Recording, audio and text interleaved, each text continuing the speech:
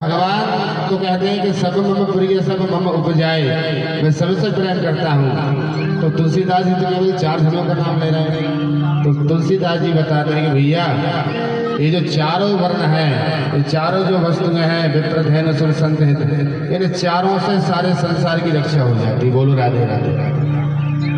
कैसे हो जाती? बोले चारों जो हैं वो चतुर्थ पुरुषार्थ हैं, धर्म अर्थ काम मोक्ष। कैसे महाराज? बोले विप्र माने होता है धर्म, ब्राह्मण रहेगा तभी आपका धर्म बचेगा। ब्राह्मण होंगे तभी तो आपको बताएंगे कि पूजा कैसे करना है, पाठ कैसे करना है, भगवान का भजन कैसे करना है। तो धर्म में जो नीति है वो केवल आपको ब्राह्मण ही बता सकते हैं। क्यों? बोले वेद को ब्राह्मण पढ़ेगा, पुराणों को ब्राह्मण पढ़ेंगे, तो ब्राह्मण वेद शास्त्रों को पढ़कर हमारे सनातन जो वैदिक धर्म की पद्धति है आपको समझाएंगे, तभी आपको जानकारी मिलेगी। तो यदि ब्राह्मण की रक्षा हो गई तो मानना बंधुओं सारे हमारे सनातन धर्म की रक्षा हो गई। ब्राह्मण बचा है तो धर्म बचा है। और यदि ब्राह्मण ही भ्रष्ट हो गए, ब्राह्मण ही मदिरापान करने लगे, ब्राह्मण ही मांस भक्षण करने लगे, तो हमारा धर्म कहाँ जाएगा?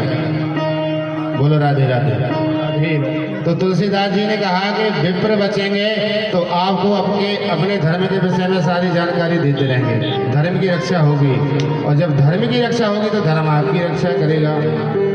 धर्मो रक्षति रक्षता। दूसरे नंबर पे आई महाराज धेनु। कल मैंने आपको श्रवण कराया था कि राजा पृथु ने गौ माता के द्वारा ही समस्त रत्नों का दोहन किया है। जो कुछ भी आपको पृथ्वी पर प्राप्त है वो माता पृथ्वी देवी एवं माँ जगत जननी गौ माता की कृपा से आपको प्राप्त है। तो जब आप गौ की रक्षा करोगे, गौ माता की कृपा आपके ऊपर होगी, तो महाराज सारे धन की रक्षा आपकी हो जाएगी। क्योंकि धेनु से ही धन की उत्पत्ति हुई है महाराज। पूरे ब्रह्मांड में केवल गौ माता के गौमूत्र गोबर के महाराज उपयोग का विधान है, नहीं तो और 84 लाख योनियों में किसी के भी मलमूत्र का प्रयोग नहीं होता है। लेकिन गौ माता ऐसा है और गोबर ऐसा जिसमें लक्ष्मी जी का वास होता है। बोलो राधे राधे। आप घर को गैया के गोबर से लीपती है कि नहीं लीपती? या भैंस के गोबर से लीपती है? यदि लीपती हो तो गाय के गोबर से ही लीपना, भैंस के गोबर से लीपने का महाराज कोई विधान नहीं है। गोबर से इसलिए घर को लीपा जाता है ताकि हमारे घर में लक्ष्मी जी का वास हो, और गोबर में लक्ष्मी जी का वास होता है। तो किसके गोबर है? बोले गाय के गोबर में, वो भी देसी गाय का गोबर है। तो महाराज गौ यदि बचेगी तो आपका धन बचेगा। विप्रधैन सुर संत हिता। सुर माने होता है महाराज देवता। अब देवता यदि बचेंगे, यदि देवताओं की रक्षा होगी तो आपकी सभी कामनाएं पूरी होंगी। क्योंकि मनुष्य की कामनाएं अनंत है महाराज। नई नई कठिनाएं मनुष्य के ऊपर आती रहती है। जब कोई समस्या होती है तो आप किसके पास जाते हैं? देवताओं के पास जाते हैं कि नहीं जाते? कभी अपने कुल देवताओं के पास जाते हैं, कभी ग्राम देवताओं के पास जाते हैं। तो घर में यदि कोई समस्या है तो या तो आप खेरापति मंदिर जाओगे, या आपके कुल देवताओं के पास जाओगे, या यज्ञादिक जो इंद्रादिक देवता हैं उनकी शरण में जाओगे। तो मनुष्य की अनंत कामनाएं हैं। कामनाओं की पूर्ति देवताओं की उपासना से होती है महाराज। बगैर देवताओं के आपका जीवन नहीं चल सकता, बगैर सूर्य के आप रह नहीं सकते। सूर्य भगवान समय से उदय होते हैं और समय से अस्त हो जाते हैं। यदि सूर्य भगवान कहेंगे भैया आज हम छुट्टी पर हैं, आज हम उदय नहीं हो रहे, तो आपका काम चलेगा क्या? बोलो राधे राधे। कभी नहीं चलने वाला महाराज।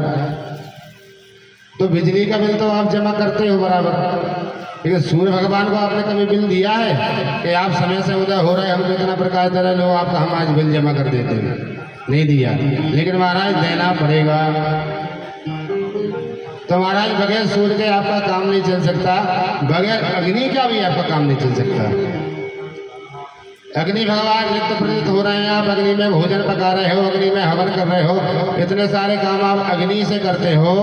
यदि अग्नि भगवान कहेंगे भैया हम अब 4-5 दिन के लिए प्रज्वलित ही नहीं हो रहे, तो बगैर अग्नि के आपका काम चलेगा क्या? बोलो चलेगा? नहीं चलेगा महाराज। भोजन आप कैसे पकाओगे? बगैर अग्नि के आप भोजन कैसे बनाओगे? तो बगैर अग्नि के भी आपका काम नहीं चलने वाला महाराज। बगैर वरुण के भी आपका काम नहीं चलने वाला। आप एक बाल्टी, एक बूंद की जगह एक बाल्टी पानी फालतू फैलाते हैं। अब तो हमारे घरों घर मोटरें लग गई तो आदमी पानी का महत्व नहीं जानता। अरे रेगिस्तान में जाइए, लोग एक एक बूंद पानी के लिए तरस रहा है।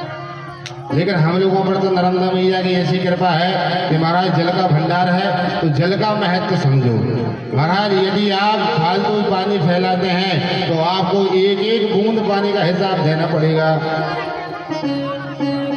महाराज। चित्रगुप्त है कि चिप है, जैसे मोबाइल में कार्ड रहता है ना, चिप लगी रहती है, उसमें सब कुछ रिकॉर्ड कर लेते। ऐसी भगवान ने भी ये बहुत पहले चिप चलाई है जिसका नाम है चित्रगुप्त नाम की चिप। वो सब आपके कंधे पर बैठकर सब लेखा जोखा करती रहती है।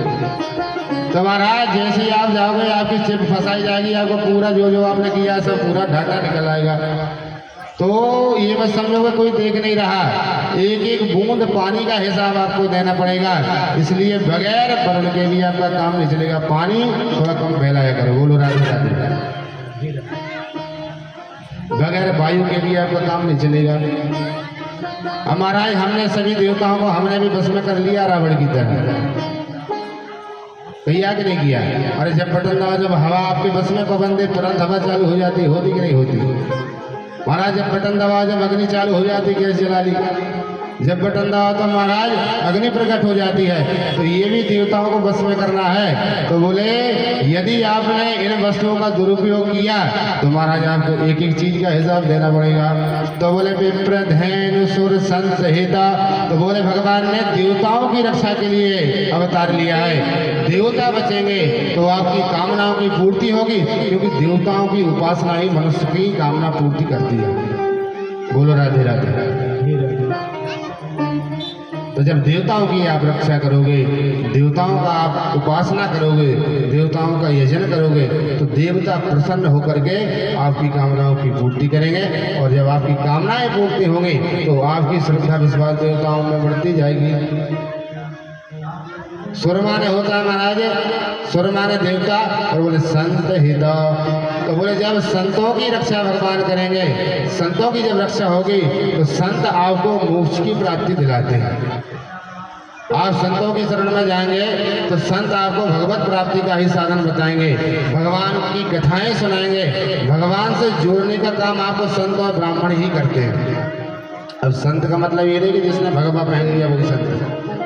जो लक्षण मैंने आपको अभी पूर्व के प्रसंगों में सुनाए थे कि संतों के लक्षण क्या है, तो जो दयालु है, तितिक्षु है, जीवों पर दया करता है महाराज, और अजात शत्रुवा, जिसका संसार में कोई शत्रु नहीं है, वो हर व्यक्ति संत है महाराज। तो जब संत बचेंगे तो संतों की कृपा से आपको मोक्ष की प्राप्ति होगी।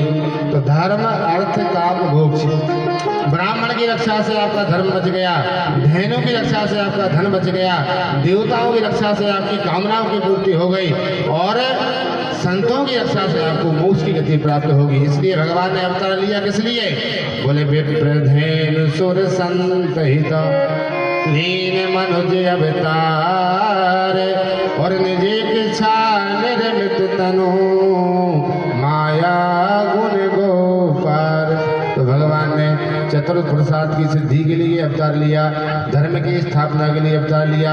तो बोले जैसे भगवान का अवतार हुआ तो बोले नंद के आनंद भयो, लाला ना भयो, का भयो? आनंद।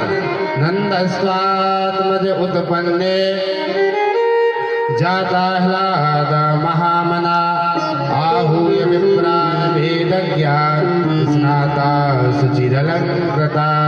तो बोले भगवान आनंद के ही रूप में प्रकट हुए हैं। कैसे भगवान? बोले जो आनंद सिंधु सुख राशि, जो आनंद सिंधु सुख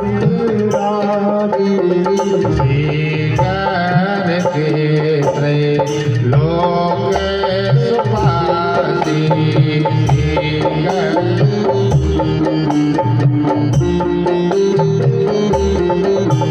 तो महाराज भगवान आनंद के सिंधु हैं, तो बोले नंद के आनंद भयो जय कन्हैया लाल की।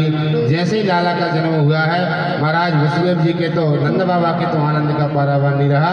अब ब्राह्मण